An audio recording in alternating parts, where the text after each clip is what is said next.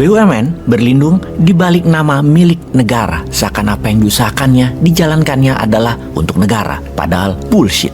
Oke sahabat, maaf di awal sudah gigi 5 kita kali ini. Bayangkan, apa nggak gedek sudah 20 tahun ini di zaman reformasi BUMN merupakan sapi perah buat segelintir orang yang terutama adalah pejabat tinggi BUMN-nya, bukan buat negara, apalagi buat rakyat. Mereka mengatasnamakan negara iya, namun untuk siapa yang paling bermanfaat? Kalian sendiri yang menjawabnya. Dan dalam 9 tahun terakhir ini terdahsyat manipulatifnya dan biasa rakyat mendiamkan. Pengamat ekonomi kalau mengatakan dibilang nyinyir, tapi kebenaran ya kebenaran. Selama ada data, ya katakan data yang terbaru karena BUMN banyak merugi. Kemudian BUMN mengusulkan minta disuntik modal 57,9 triliun untuk 8 BUMN di tahun 2024. Usulan tersebut seharusnya ditolak oleh DPR karena beban APBN tahun 2023 sudah berat. Namun kita juga semua tahu selama rekeningnya cocok, DPR pasti masuk angin juga dan pasti lolos lah anggaran itu. Mungkin lumayan ya dapat 7%-an buat mereka belah-belah. Oh maaf, kalimat terakhir hanya ungkapan kekesalan. Mungkin bukan 7%, mungkin.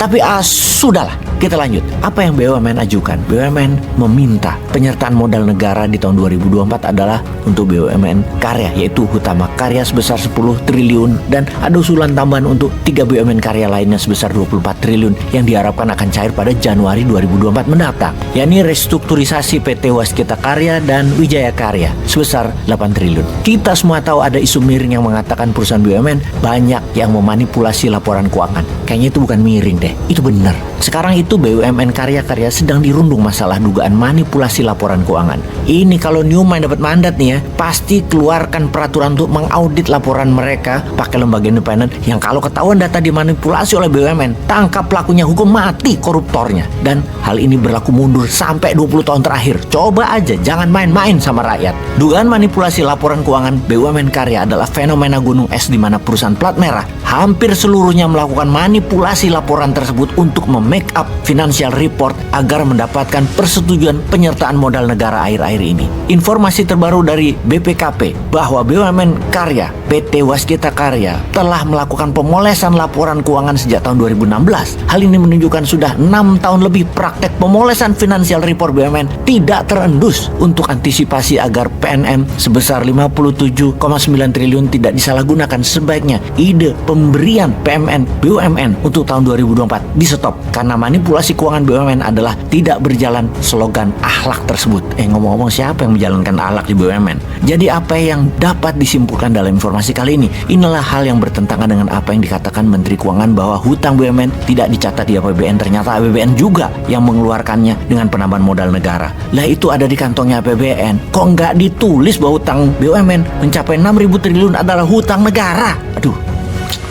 Oke, kita lanjut. Kok bisa ya beginian didiamkan tahunan? Ini negara nggak ada pejabat yang nasionalis, yang pro rakyat ya. DPR kurang neken kali ya. Rakyat mainnya kurang jauh kali ya. Rakyat itu kopinya kurang pahit kali ya. Vodkanya kurang banyak kali ya. Atau kopi campur vodkanya kurang, hingga nggak sadar bahwa hidup ini bukan hanya sepahit kopi tapi bikin puyeng kayak vodka. Urusan manipulatif data BUMN ini memang sekali lagi bikin gedek karena tidak ada tindakan konkret dari masalah hukum. Di mana Badan Pengawasan Keuangan dan Pembangunan BPKP sudah melakukan analisis soal dugaan manipulasi laporan keuangan yang dilakukan oleh PT Wijaya Karya dan PT Waskita Karya dan perusahaan karya-karya lainnya. Temuan sementara, manipulasi dilakukan atas persetujuan penuh dari komisaris dan jajaran direksi BUMN Karya tersebut. Ini menunjukkan proses pengawasan dan tata kelola BUMN tersebut tidak sehat. Tema akhlak untuk perbaikan tata kelola BUMN itu tidak ada akhlaknya. Slogan akhlak di BUMN tidak efektif untuk mencegah adanya manipulasi laporan keuangan yang dilakukan petinggi BUMN tersebut. Dewasa ini, BUMN banyak kasus, mulai dari kasus korupsi sampai ketidakberlanjutan dana pensiun. BUMN didera banyak kasus seperti kasus Jiwasraya, Asabri, Garuda, Krakatau Steel, di mana kasus tersebut menunjukkan perilaku koruptif dari oknum petinggi BUMN memperkaya diri sendiri dan kelompoknya. Selain itu juga ada masalah ketidakberlanjutan dana pensiun atau DAPEN dari BUMN, di mana rasio kecukupan dana pensiun BUMN RKD di bawah 100. Di antara 20-an DAPEN BUMN yang masuk radar, sebanyak 15 DAPEN BUMN ada yang memiliki yield investasi di bawah 6%, dan 4 perusahaan diantaranya ada yang memiliki yield di bawah 2% yang terindikasi semua kasus korupsi. Ini semua sulit mengatakan bahwa BUMN hari ini baik-baik saja. Perlu sangat dilakukan evaluasi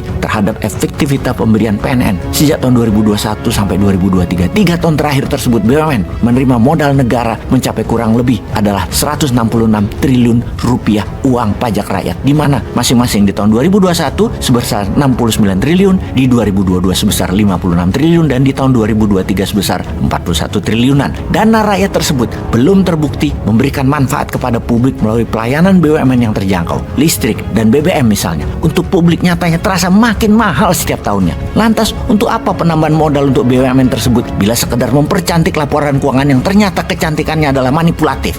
Sudahlah. Peace.